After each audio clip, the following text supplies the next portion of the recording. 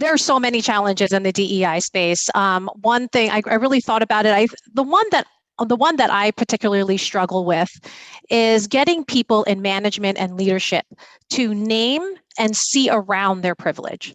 All of us have, specific identities that we experience privilege in.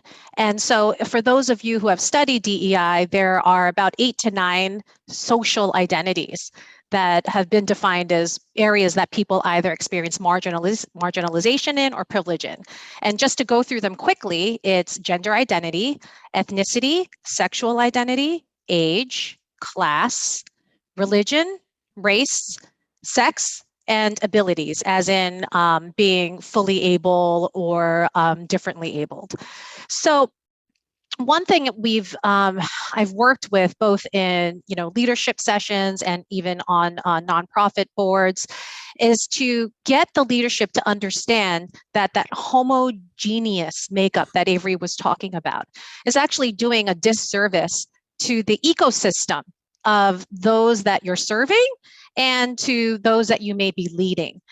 You do need that diversity of experience in order to address all of the different services, if you're in the service-based industry, or if you're people-based, the people that you're serving.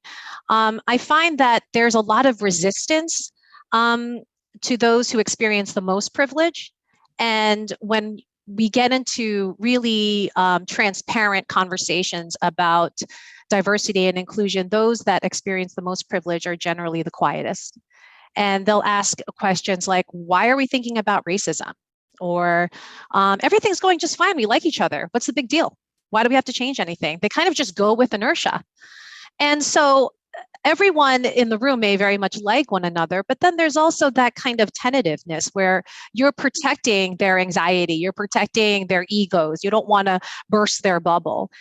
It's something that is quite challenging. What we try to do is talk about those 9 identities and get everyone to be more transparent about the ones that they experience that privilege in. And the way that we describe that is the ones that you think about the least are probably the ones that you experience the privilege in.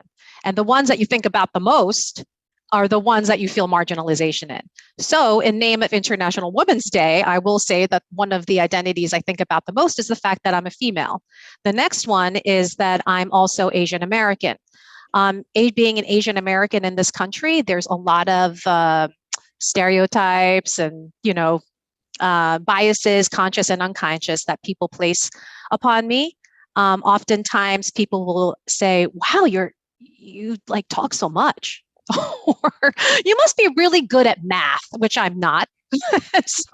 so I mean, I kind of laugh about it now because I've been privy to these unconscious biases for quite some time.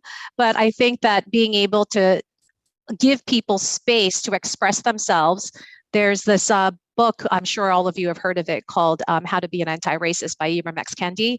And in it, he talks about embracing differences, recognizing them, like no one is colorblind, but also suspending your urge to want to project what you think they're able and capable of, what their experiences are, just based on what they look like.